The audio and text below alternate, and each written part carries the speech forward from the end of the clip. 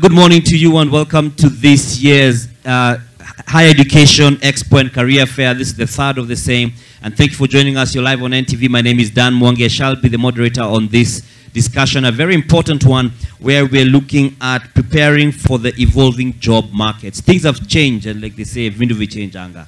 They have changed the things that the marketplace is demanding, the behavioral, attributes of the different job seekers and even employers are changing the demands. And as is known by many, the COVID-19 situation brought a drastic change and just allowed us to step into a new normal, as we said.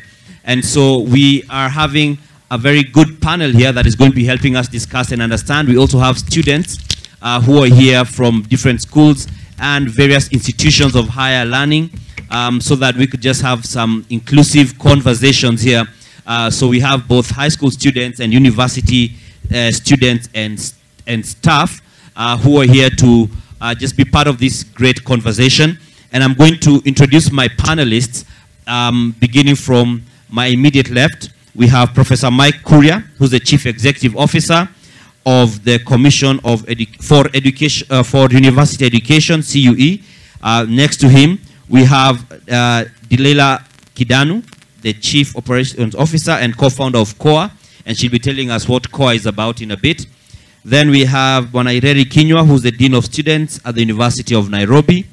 And to the far end, last but not least, definitely, is Emmanuel Mutuma, the founder and Chief Executive Officer of Bridge Talent Management. And thank you very much for joining us, ladies and gentlemen.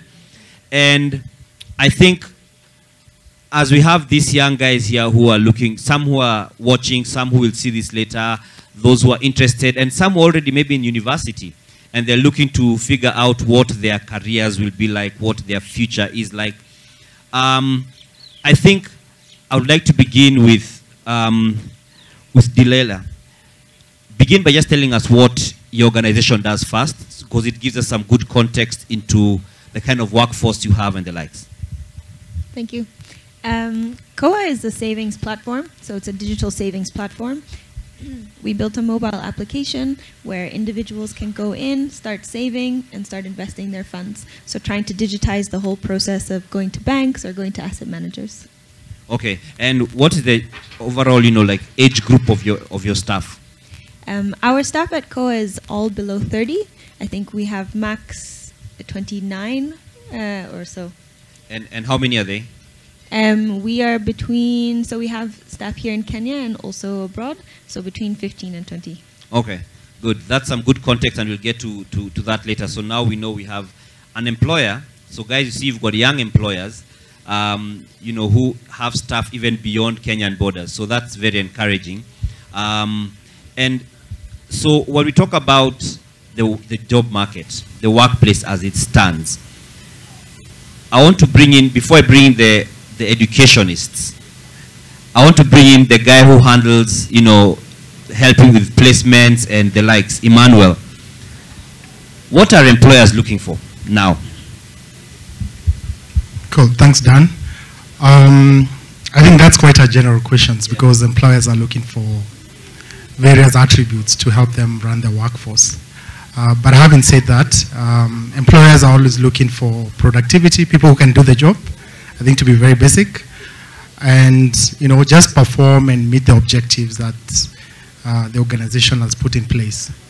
So long and short of it, employers are looking for good people. That's a brief we get. All right. What I think I would like to also just expound on is, back in the day, up to now, I guess, still, we have a lot of focus on papers. Do you have a degree? Do you have a master's? What additional professional certificates do you have? That all being looked for right now. So the answer is no, purely because it's been proven that even if you have an education, you don't have the drive, you don't have the right skills, then there will always be a mismatch. So when you talk about skills, we look at it in two ways.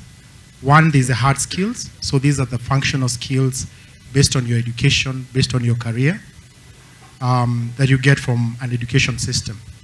And on the other part, there are soft skills. So these are softer elements that help you thrive in a workplace. So employers will always look at a balance between the hard skills and the soft skills that help you thrive in the workplace. All right, Bwana Kinyua, as the University of Nairobi and universities at large, before we come to the man you say is your father, the overall, are we teaching these soft skills, or are we still churning out degree holders, masters, masters certificates? Are we actually focusing on these soft skills? Thank you, Dan. As you remember, 2018, June 23rd, to be precise, the former Cabinet Secretary for Education, Dr. Amina Mohammed, launched what we call the Office of Career Services, and it was meant to address exactly what my colleague has said, that we are teaching the hard skills, but the soft skill is not there.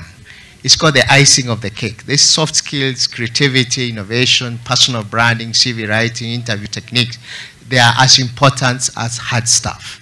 And therefore, as a University of Nairobi, we have taken a deliberate step to create what we call the UN Skills Center that is addressing the technical, soft skill, life skills, leadership skills, personal brandings, and all that, in order for them to be full packaged graduates. We call it the icing of the cake. Because you can bake the cake, but if there is no icing of it, the employer will not be able to get a bite of that cake. Thank you. We hope the employer is not diabetic. Professor Kuria, again, from the broader perspective, do you feel that there is need or is there ongoing revision of the curricula we have? Because what was being taught 5, 10, 15 years ago may still be the same thing we're teaching, yet they're the ones that are becoming irrelevant. They're becoming overtaken by time. Are we having a review of curricula? Dan, I think I will answer your question two ways. One is that we are living in a changing environment. And that means we don't have an option. We have to change with the environment. Universities, of course, have been in existence for a very long time. I mean, if you look at the oldest university in this country, you can probably take it back to 1970, or even a little bit earlier, because the University of Nairobi came from the University of East Africa.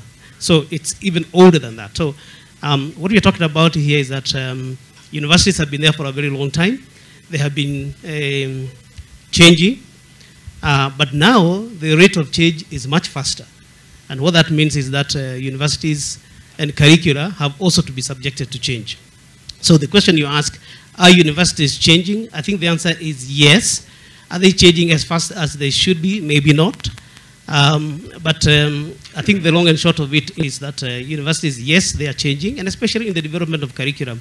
Actually, there's a requirement from our side that every 6 years, a university should revise its curriculum so that it is in tandem with the changing times. And as the commission, we try and follow to make sure that that is done. But is that now fast enough? You know, this was set many years ago. The rate of change now is much faster than what we thought at that particular time. So maybe we'll also be having to revisit some of these areas and think about how quickly we change. However, I have to let you know that the universities are also allowed to make small changes in between. So it doesn't mean that you have to wait until 6 years are over. In between, you can make some changes, as long as you don't fundamentally change to make that program completely different from the one that you had before. Okay. Bwana Kinyua, do you think, I mean, how recently have you changed any curricula? Which are some of the courses possibly that you've seen have had great need for updating? First of all, let me say that with the current Vice Chancellor, Professor Kiama, when he came, we had around 546 programs. So he instituted a committee to look at whether all these programs are actually, there is uptake in the market, and we found that some of them don't have students. So we reduced them to 326. Out of 326, we have seen other emerging trends like data science, analytics, machine learning, artificial intelligence. So we sat down with the same curriculum reform committee to bring in what we call the emerging trend program. And now we have the Master of Science in Data Science, Bachelor of Science in Data Science, Biotechnology, and others, which were not there before, including petroleum engineering. So basically, we are changing with the change of time and also looking at the global community of scholars from Australia, US, and what are the emerging issues. And we have found that there are programs which are more marketable than the one we are already teaching. So we scrap the old and we are embracing the new. Okay, and this I will just throw to anyone who would like to pick it up. He's mentioned about some are more lucrative, seeming to be more lucrative than others. So what happens to, say me, my name is Dan, and I aspire to be XYZ, but my career is one of those, or my passion is considered to be one of those that are not as lucrative. What then, does it mean that I'm sort of, relegated to not having a very lucrative life, so to speak? Because that may be the concern, because it might end up taking us back to everyone wants to do medicine or engineering or law. Very true, Dan. Many people, even students who are seated here, in their mind they are saying, I want to go to university now, do medicine, architecture, computer science, but the grade may not allow them. So you find yourself getting to Bachelor of Arts or anthropology. What we normally say, degree is the basic fundamental. It's like foundation. So what you do with that foundation, you can build whatever you want, because it helps you to develop what you call critical thinking, the communication skills, the collaborative, the group work and all that. Once you have those fundamental skills, you can do anything. And as many have said, the Bachelor of Arts is Bachelor of anything. You can do anything. You can be a politician, you can be a mayor, you can be a farmer, because that lays the foundation for anything else. And you can build skills around your degree, which you are not taught in class, so that you make yourself marketable and lucrative like any other. And Dan, if you don't know, the BA employs all other professions. Yeah, I did BA, so I'm feeling quite encouraged right now. I think Emmanuel is something you can come to Prof. Just to add on it, I think it's true what he's mentioned. You need the cornerstone to build up on. And I think for the young talent that we have here, the most important thing is a continuous learning process, or what we call upskilling. At any given time, I think looking for gaps or skills that are not being executed or implemented effectively within organization, and upskilling so that you can bridge that gap, I think is the most important thing. The other part is actually even reskilling and relearning some of the things that were put in us, so that you're able to keep up with the emerging technologies that we face on a day-to-day. All right, Prof. Yeah, I just wanted to come back to your question at the very beginning. You were asking about how quickly are we changing the curriculum, for example. And I want to say, sometimes we might get too focused on the curriculum, but we should be probably more focused on the graduate. What kind of graduate should we produce? And I'm linking that with your question. If my passion is in a certain field, and that field seems to be dwindling, what do I do for now? Do I stop studying? And the answer I want to say is that you need to think what kind of a graduate you want to be, and that graduate must be a graduate that changes with the times also. So you are not expecting to be changed, but also you change with the times. So the attitude of the student is very important. A research was done some time ago, and they showed that by 2030, for example, millions of jobs will have changed fundamentally. So even the job that you think is really cool, that you're training for now, will it be there tomorrow? That's the question. Will it be done the same way as you are being trained? So I think the attitude change, and to know that you can learn new things. So even if you did the BA, that doesn't mean that you cannot learn other things. You should actually develop the kind of student who is willing to have multiple skills. And the person who combines multiple skills, in my view, will be the person to survive in the future. So this, I think, is what also universities have to do. To start thinking about the kind of graduate that we produce, who is able to embrace emerging technologies, who is able to master current technologies, and who is able to apply some human skills. So if you operate within those particular parameters, maybe it is possible to still pursue your passion and yet do other things along the lines and fit them with changing times. All right, thank you. Delilah? Yeah, no, I was just going to say I couldn't agree more, and I think going back to the original question, I think curriculum is not everything when it comes to university. You have your degree, you have what you learned, but it's also what you're doing around your degree.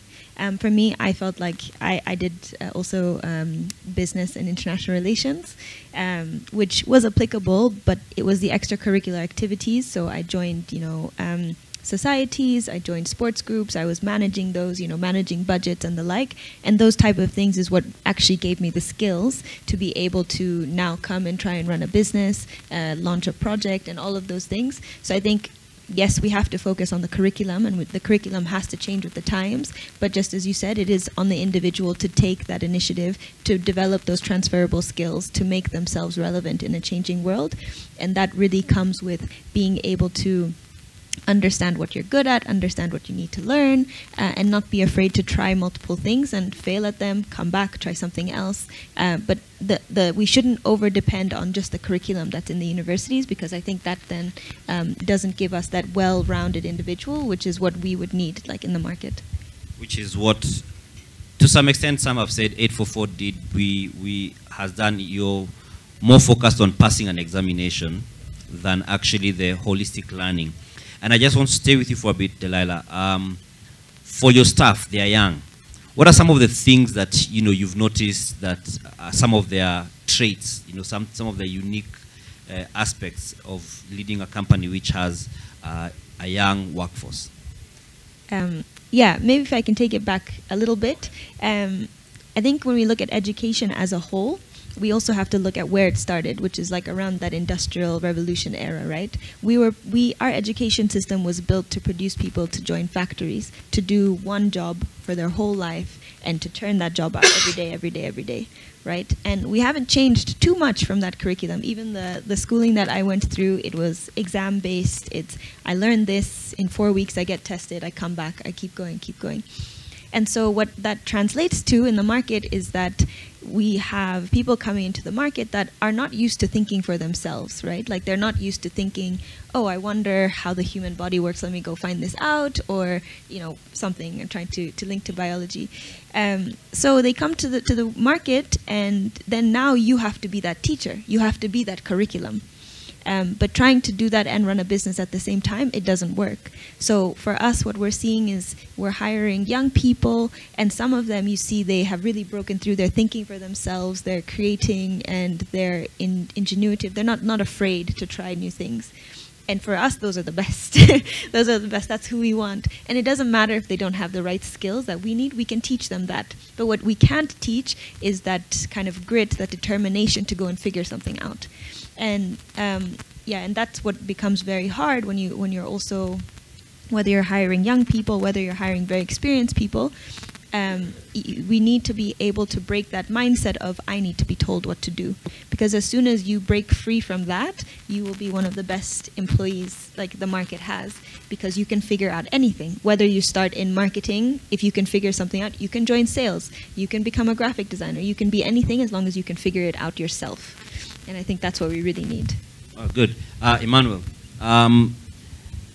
still staying on the young generation of employees now, and those who are going to be joining, the Gen Z, whose traits have partly been described as they may not stay too long in one space. They can easily get, oh, okay, guys, I'm done with this. I need to move to something else.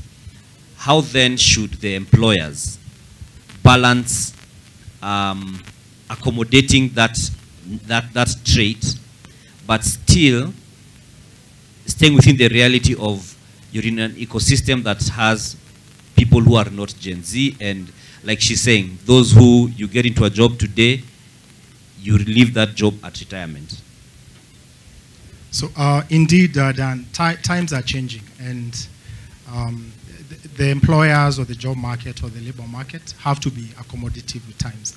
We had baby boomers, we have Gen Z, X, millennials, now we're talking about Gen Z. This will never change, because we'll always have a new bracket of talent joining the workforce. So when you talk about Gen Z, these are guys like Delilah's company, guys who are 25 on average. But I think the most important thing is how do you understand that demographic? How do you understand how, they have really grown, and the type of education they have, what the expectation is. Because some of the attributes we've seen from Gen Z is they will not be patient and wait for a 6 months performance review. They want instant feedback. So am I performing right? You know, I tried this. I'm creative. How do I match to the expectation? So it's just understanding the fact that they need to understand real time, like on a daily basis. And if someone is not doing the right thing, then you're guiding them.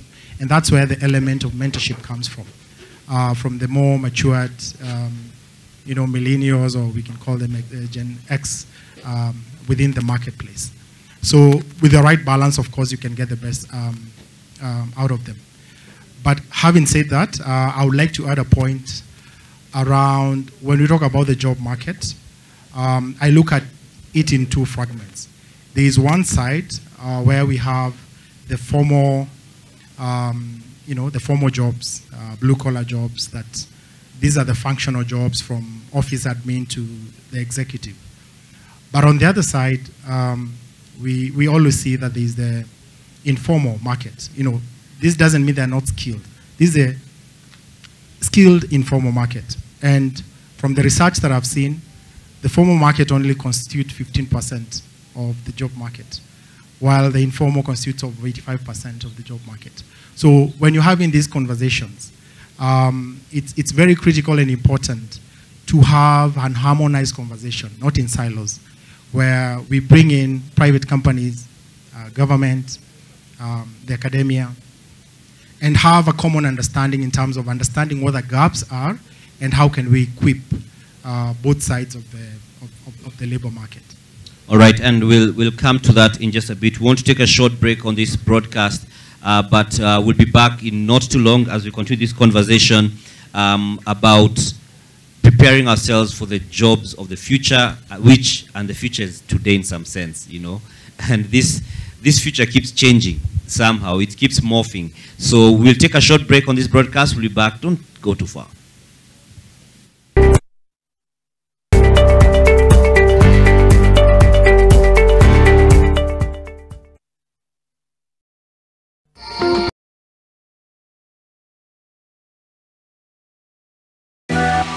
This week on The Best Of.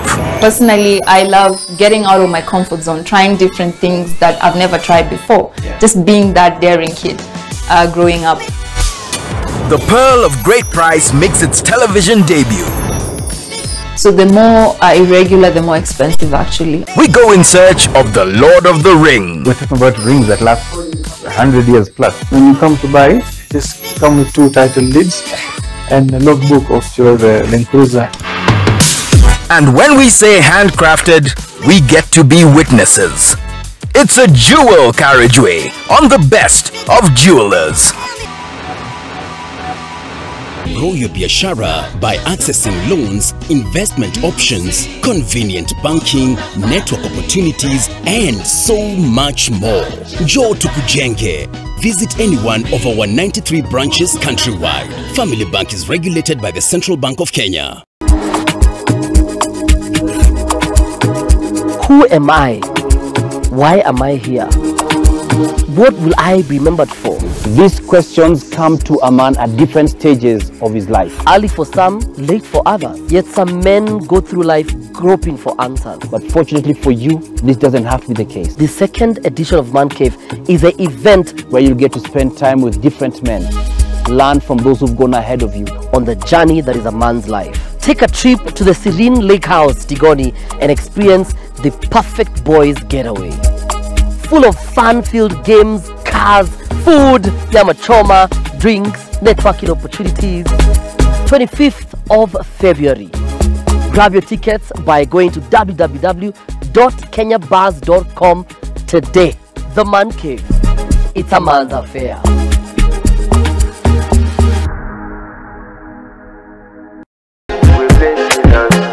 I want to flex my love. I want to impress. Hey yo, what's up, One Republicans? On this week's episode of Teen Republic, we switch things up a little bit. That is why tunaleta all matters love with the one and only Charisma Luya Hits in studio. This loving is forever. We'll also be kicking it with Ricky Beats. No stress. Pale studioni pia tutakuwa na Machine Movement Dance Crew as they jam to the tunes of DJ Rick Moore. I'm Kwame, I'm not sorry. I'm not sorry. Unapologetically black, I'm the new age Kwame. Team Republic in association with Fanta. What's over? Busy biters, get down to snack business. When snacking is under attack, we'll be there to fight back.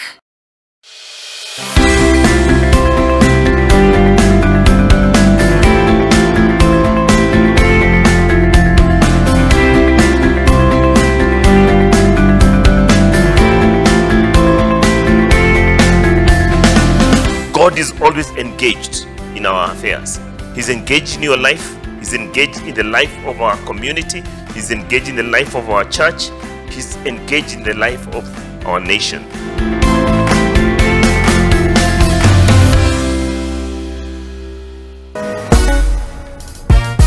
I know the question on most people's minds is, why was the other senator even bothered by Karen Nyamo's hands? Like, how are they affecting him?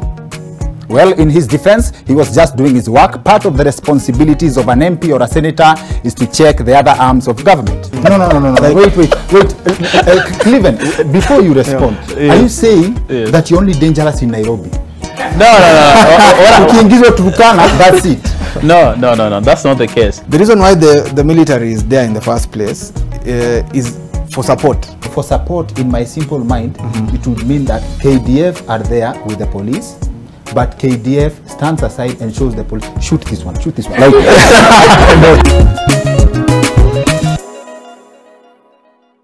Visit Nonwoventech Africa 2023, International Exhibition on Nonwoven and Hygiene Technology at Kenyatta International Convention Center, Nairobi, Kenya during 23 to February 25, 2023.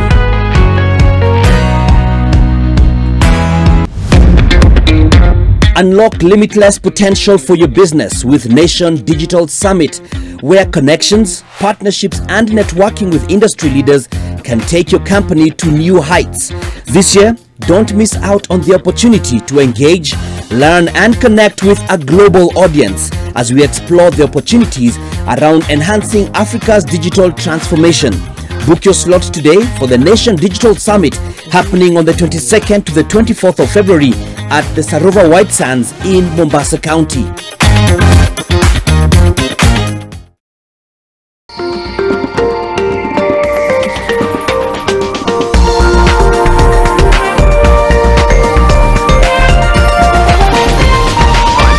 NTV, turning on your world.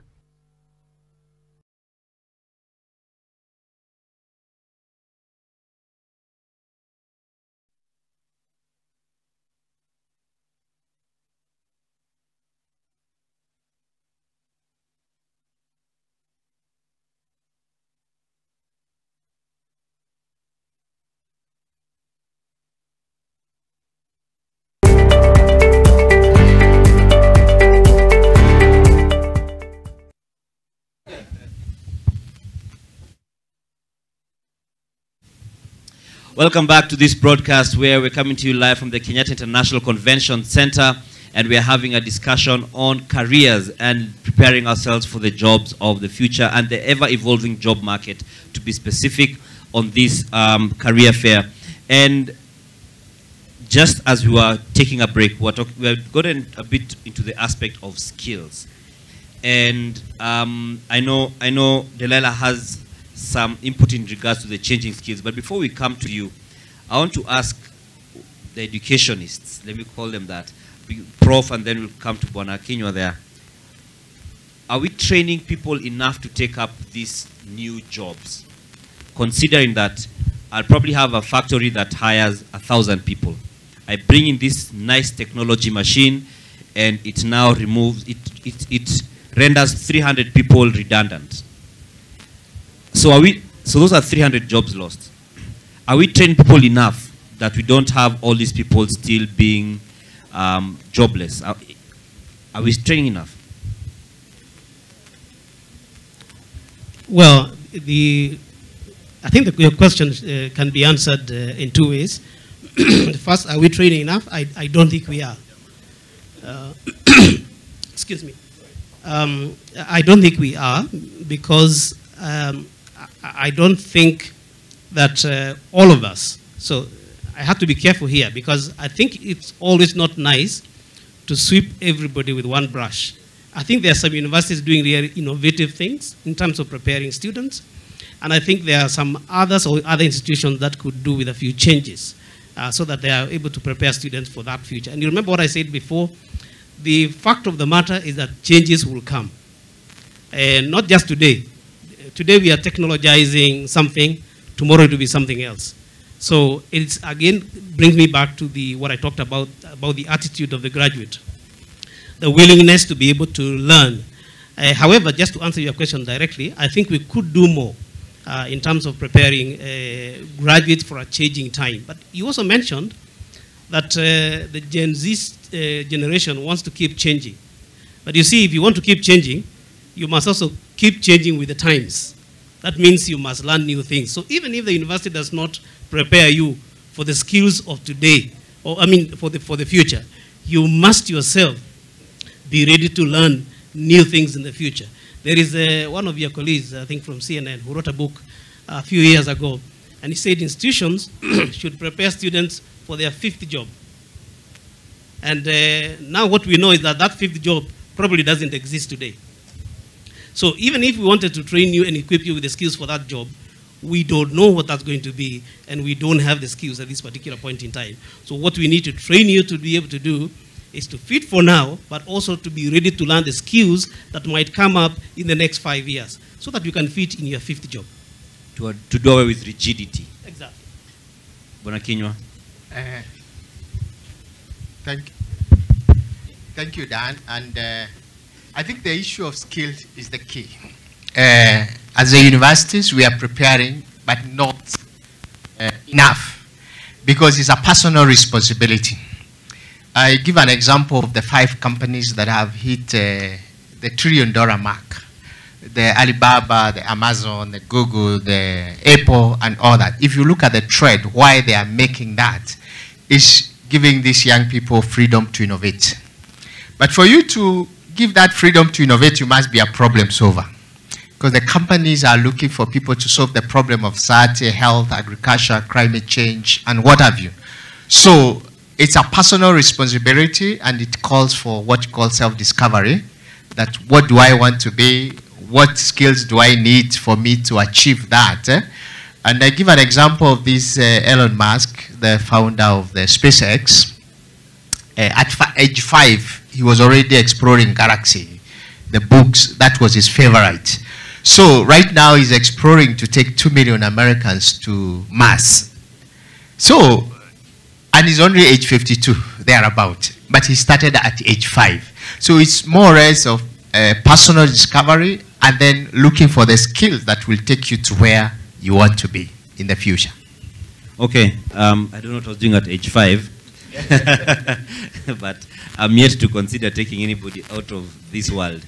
Delilah, you had earlier in our brief, you'd mentioned about the changing skills. Maybe you could just speak on that. Yeah, I think skills is it's a big topic, because skills have been changing, right? Like, our education system has a certain set of skills that we're teaching, and the market has a separate set of skills that we need. So we have quite a big skill mismatch that we're seeing. Graduates coming into the job market don't match the jobs. And that, I think, is one of the primary issues that we're seeing. And kind of for me, being in the tech space, of course, we are looking for people who kind of are understanding of digitization, of technology, on one side having the hard skills, and we know that now with the work that the government's also doing, introducing coding and kind of STEM skills at an earlier age, I'm sure that will be rectified in like the next cohort of young people graduating. But there's also this side of what I think is called 21st century skills.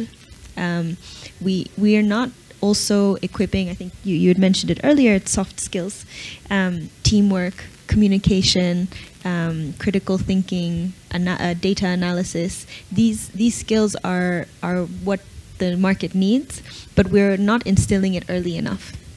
So there's a study that was done by Think Young that basically shows you a student will decide whether they're going into a social science or into a STEM science by the age of 14. So if you are not exposed to STEM, if you're not exposed to technology, if you're not exposed at an early age, you will go with what you have seen, which most likely is a social science or a business administration. And that will kind of proliferate the skills gap that we're seeing even more. So I think when we're looking at skills, we also, I know we're here talking about university and the job market, but it really starts very early. And it's something that we also need to take a look at. Who are the educators? Who are the people who are in the classrooms actually delivering these skills? Do they have the skills themselves? Because as kids, you emulate what you see. You emulate who you're with, what you're exposed to. And so I think when it comes to skills, we also have to train the trainers. Skills are not just for students. Skills are also for those training. We need to lifelong learning, right? Like we need to upskill on the daily, on the monthly. Our teachers need to be up to date so our students can be up to date so the market is ready. Okay. Prof, you want to add on that? Yeah, I just wanted to really echo what she said, but also talk about, we have, in this country, we have 3 universities that are running what we call centers of excellence under the World Bank program. And those universities are supposed to be running cutting-edge research in certain areas, in agriculture, phytochemicals, insect foods. One of the difficult things that these universities have found is that they have got very innovative ideas, but those ideas are not being translated to the market. So the point I want to bring here is that in this country, I think we need to find a way to encourage industry and the academia to link a little bit more closely, so that the students, when they are learning, they can also experience the industry. So when they come out, they are not completely alien to what is happening in the industry. I had a good visit one time at the University of Zambia. They have another center of excellence. As part of these centers of excellence by the World Bank, there are about 24 of them, and some of them are outside East Africa. So this Zambian one, they have a very interesting concept. That concept is that if you're taking a master's degree at the university, you have a supervisor in the university, but you also have a supervisor in the mines. What that means is that there is a good connection between the university and the industry. What it also means, and I think that's what she was alluding to, is that even the teacher goes to the mines. That means he knows what is happening in the mines and is in touch with the current development in technology or ideas or whatever that may be. But it also means that the industry is aware the kind of research that is taking place in the universities. And therefore the commercialization aspect can happen much faster. So I think that is not quite as good as it should be in this country, and maybe we need to think of how to incentivize industry to work a little bit more closely with the academia so that we can research, innovate, and commercialize. All right, Emmanuel, to add to that? So I think I agree with you, Prof. I was thinking from a business point of view, how the industry or what employers think of when they see talent. And there are 2 things. Talent, one is a driver of achieving goals for the organization, and secondly, it's cost and it's expensive. That's a reality. So when you look at an individual within the workplace, you have to maximize on achieving certain goals for the organization. So indeed, there has to be that collaboration between all players within the job market. All right, and there's a lot of talk to do with technology, this digital, that, which is, understandable because that's where a lot of the disruption is. So what of those who find themselves in career lines that may not look to be as tech inclined? Does that mean they are almost defaultly being left behind in some way, or they will live hoping that the 5th job Prof has talked about is going to pull them back into relevance? I'd throw it to anyone who would like to pick it up. Let me go first then. I think tech, I think overcompensate when we talk about tech, because technology is an enabler. Technology is a driver that helps reduce on repetitive tasks, in a scalable way to lower the cost of achieving certain goals.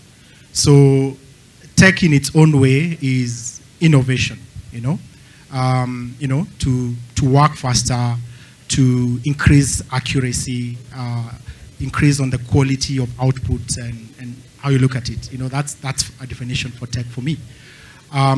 So when you look at technology, the other part is, yes, indeed, technology declares some roles redundant, but at the same time, we need to equip the workforce or the labor market with better skills, even to innovate more, so that there is a cycling within the economy. So tech is a driver. I think that's a major thing that I take away from it. Okay, and I'll be coming to the audience for anyone with any questions for any of the panelists. So in case you do, you just raise your hand, then you can step out for a bit into the light, I believe, so that you could ask your question. So when we come to that, you'll introduce yourself, tell us your name, institution you're in, and give us your question and or comment, and let's make it brief. But before we get there, we're seeing in the digital space new jobs are coming up, which again, they're now someone's fifth job. They had never been foreseen. You might ask some of these young guys, and someone might tell you, when I grow up, I want to become an influencer, because they have seen it has money. So how quickly are we picking up on this? I'll come to you, Bwana Kinyua. How fast are we picking up on this to then equip people that there's someone who's making money out of their own brand, so they are influencing and they are making a tidy sum out of it? How quickly are we picking up this and saying, let's equip you even better? As a University of Nairobi, you have noticed that, and we have looked like people like Nameless, Madenge.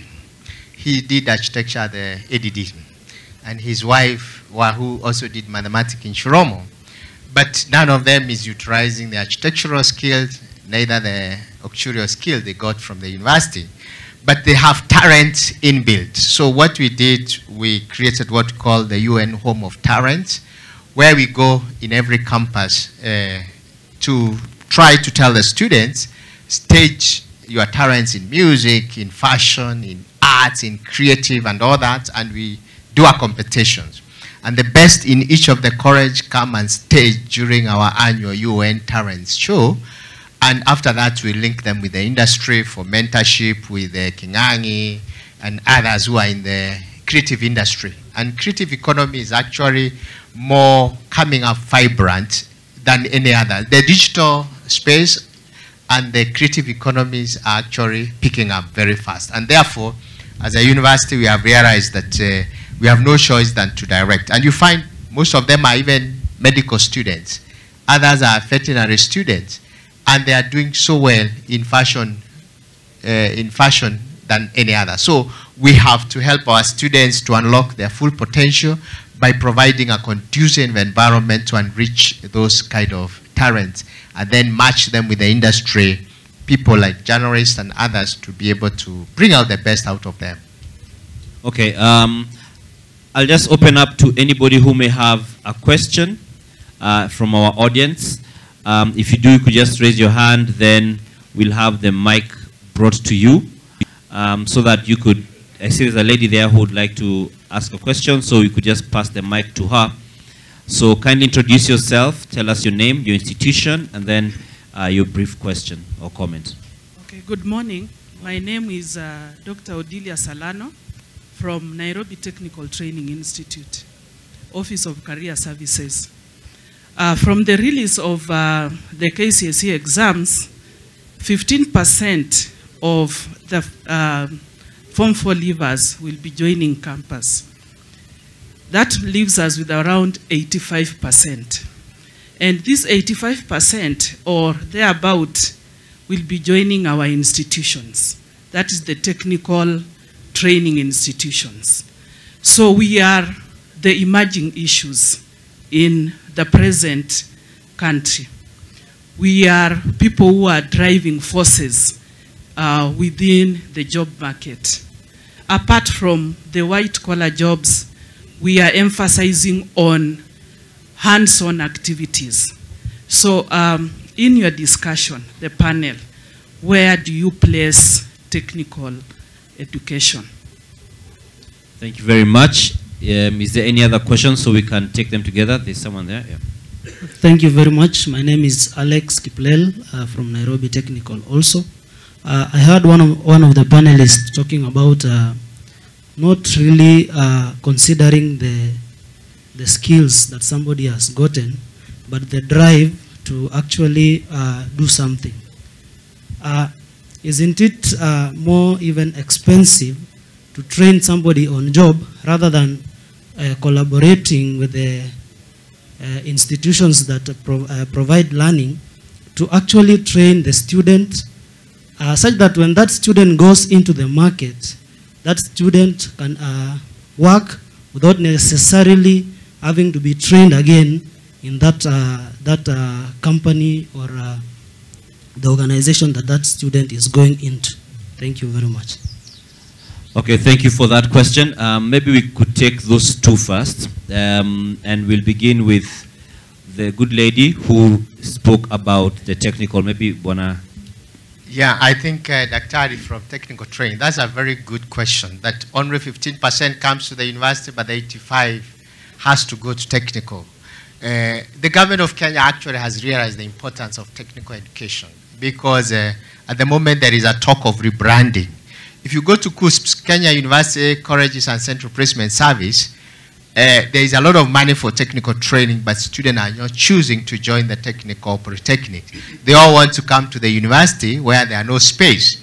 But go to the country like Australia, where the technical college were abolished some times back, but now they are all over the world looking for technical people because there are no people to fix the air conditioning system, the electrical system, fitting, the plumbing, the masonry, and all that.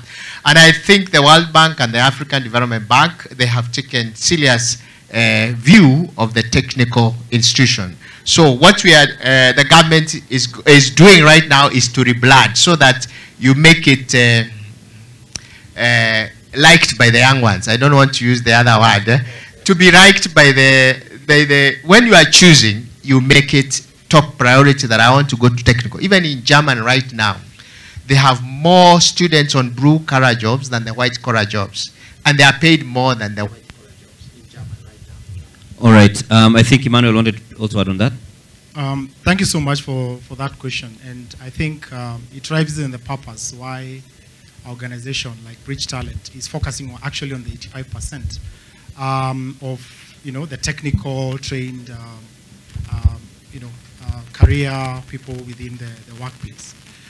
The reality is that as much as we talk about the first industrial revolution, we have to evaluate where we are as a country, and to steer really a common economic development. What we've seen from countries like China or the US is actually they go for the industrial manufacturing, agriculture, and those are the jobs actually that are the majority that steer and drive economic development.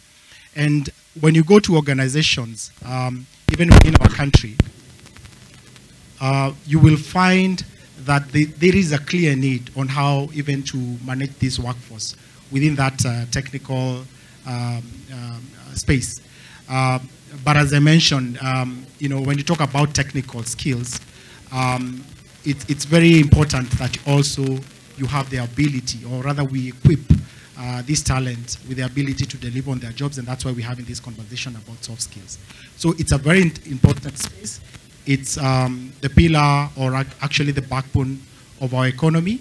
All the conversations that we're having from the legislation, from the government, to set up an attractive environment for businesses, either local or international, to set up camp in the country. The backbone is driven by these technical skills that we have within the country. And it's really critical that we improve on positioning or branding so that Gen Z is not only going for tech roles because they look cool and people want to work from home and all these things that we hear, which are really mostly Western. But actually, they can get their work done. They can do multiple roles based on the skills that they have. And they can practically drive economic development. And one of the best examples I saw when growing up, we had, as a country, we had a huge issue around soil erosion. And the first president was seen with his powerful ministers building gabions and among the chain of, patriotic Kenyans who are coming out to tackle these men. So that is branding. And this replicated in many areas, many regions, and tackle the issue. That's a good example. So that we do not put a picture of an old lady, wrinkled, as the agriculture, on the brochure when we're having these conversations. But actually we're putting young people in the background of technology, that they are tapping on technology to ensure that they're doing their job critically. All right. There was the second question by the gentleman, where he was talking about, it partly touched on the linkage between industry and academia. I don't know if Prof, you have a comment on that? Yeah, I think to a certain extent, the point that was being made wasn't that the graduates should not go with skills ready for the market. But the point was being made, well, that graduate should also be ready to train for future skills that will be required in the future. And this is inescapable. There is nothing we can do about that. The world is changing, and yes, the industry may want ready graduates, but we have to be careful also, because the industry is operating now. So if I'm running a company, sorry for those guys who run companies, I want to make business now. I want to make profit now. But you are an individual, and your future is much bigger than the company. So you must not only train yourself for the company that is here now. What happens to you if that company winds up today? Technology, in my view, is inescapable. I was really surprised the other day when I checked on ChatGTP.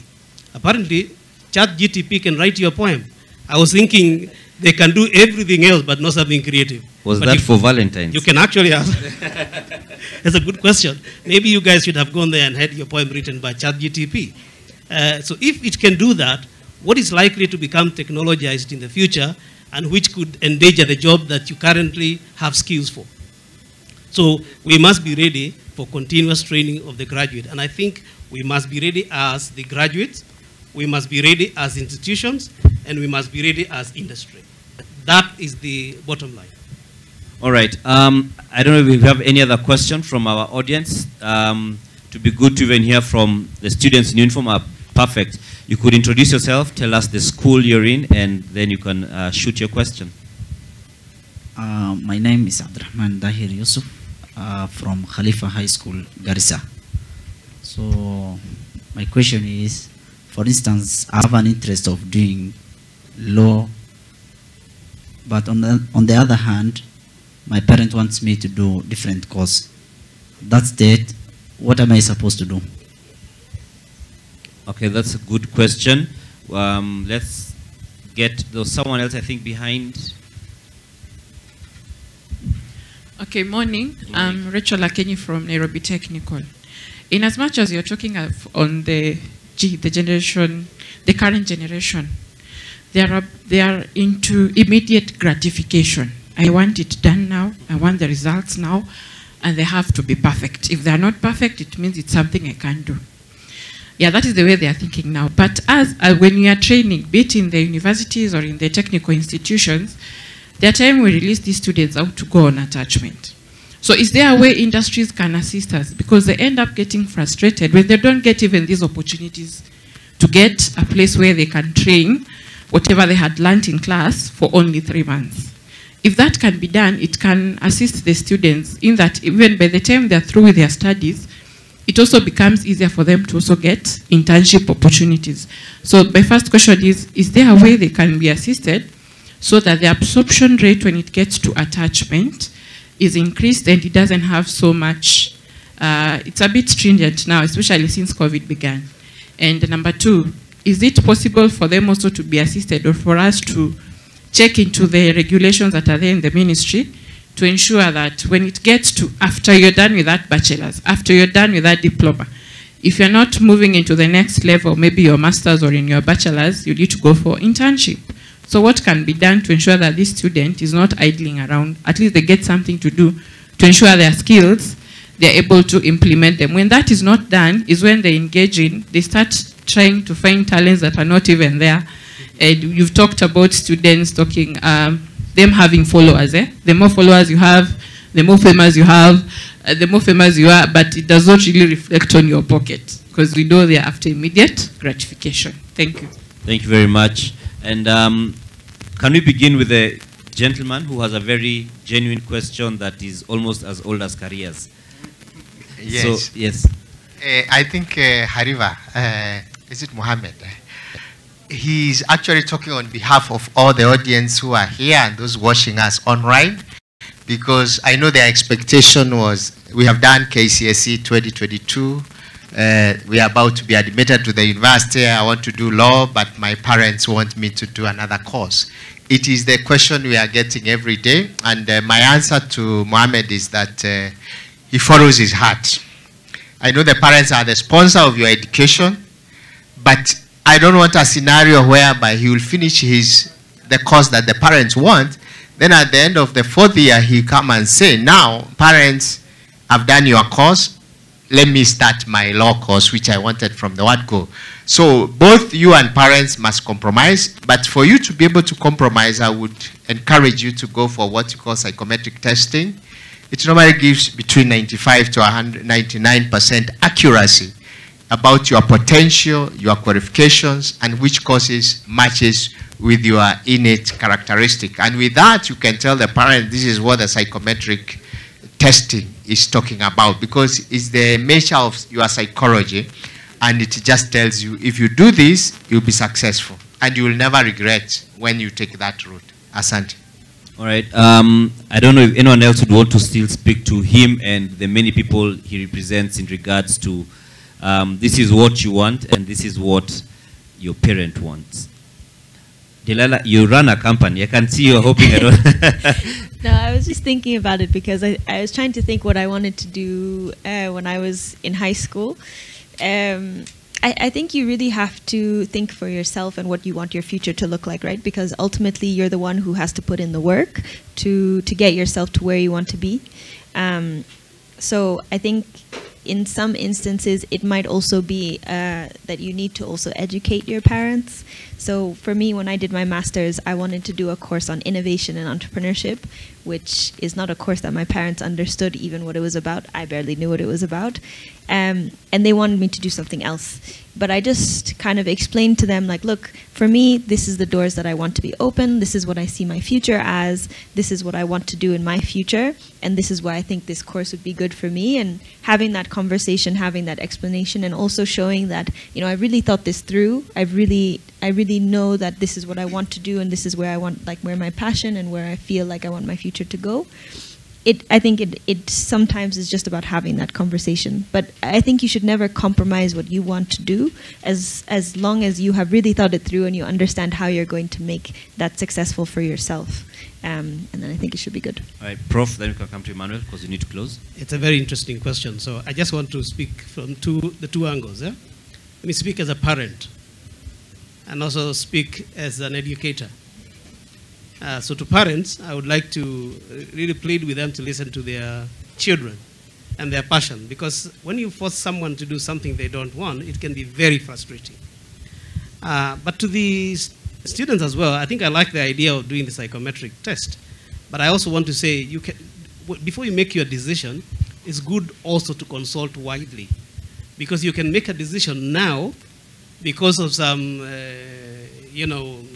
fad that is going around, and you make the wrong decision.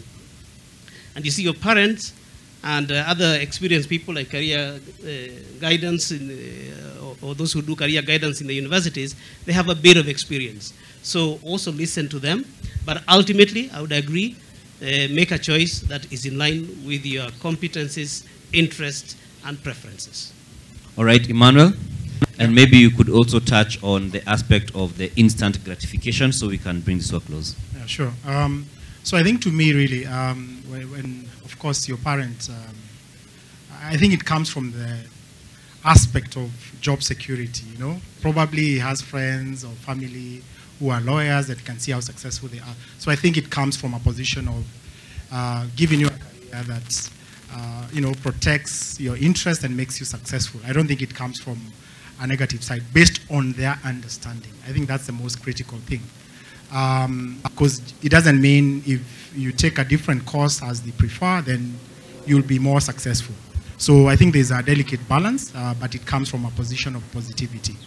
But having said that, on the second question, where the lady asked about attachments and opportunities, indeed the organizations that are extending their hands and providing that. But I think for me, I look at the world as a global, you know, community, global world.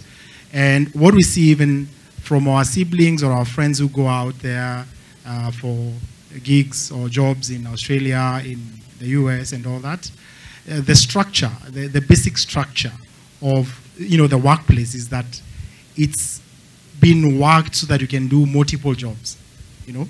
People work with hourly rates. And I always wonder, why are we always fixated in working even for one company? Because there's a lot of redundancies, there are lots of wastages and all that.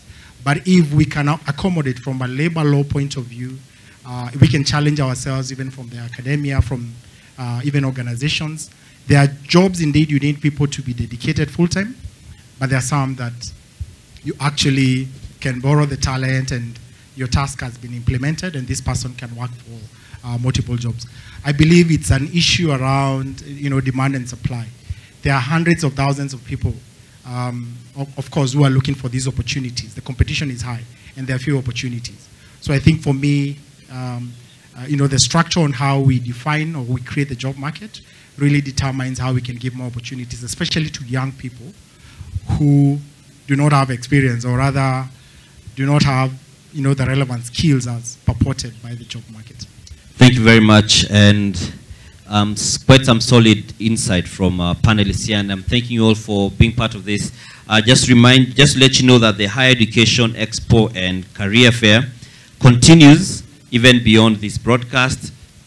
We have various institutions that have set up tents at the KICC, so you can come and speak to them just to get some insight on the different services, the different options, even just the career guidance that has been spoken about here. Those of you who are here and can make your way here today and tomorrow will be here. We'll have pitch tent here. We've actually really pitched tent, literally.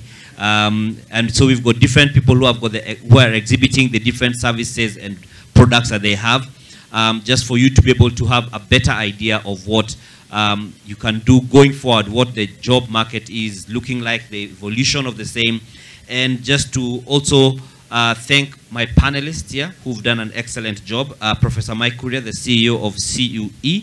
Then we have Delilah Kidanu, who is the COO and co-founder of COA. And then we have Ireri Kinywa, who's the Dean of Students at the University of Nairobi. And we have Emmanuel Mutuma, the founder and CEO of Bridge Talent Management. Thank you very much. And just to allow me to just throw this in, based on the gentleman's question about career choice. At times I think it's a challenge for the parents to take the risk.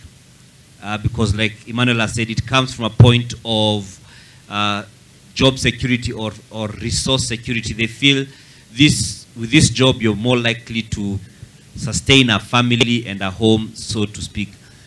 But sometimes it's important, I would encourage the parents that sometimes take the risk, probably also do your own research on what your children would want, so that they can, so that you can support them from also a point of knowledge. I close with this. I have a friend of mine who's very good at music. She did her KCSE. She wanted to do music. Her parents were not keen on it, and that was back in 2004. That time you're being told as an artist, I also wanted to do the creative arts. You were told the arts won't keep a family for you. But her parents took time to research and they eventually said, we'll take the risk. She went into KU and did her music, got her first class honors, went on and did her master's in music.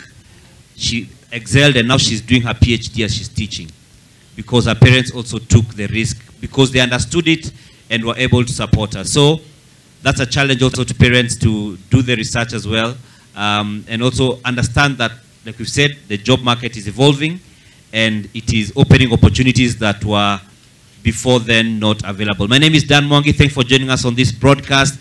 Like I said, the Expo and Trade and Education and Career Fair continues here at the KICC today and tomorrow. So make your way here, come and interact with the different stakeholders to be able to understand what next and network. This is how you can improve your net worth. Have yourselves a great day.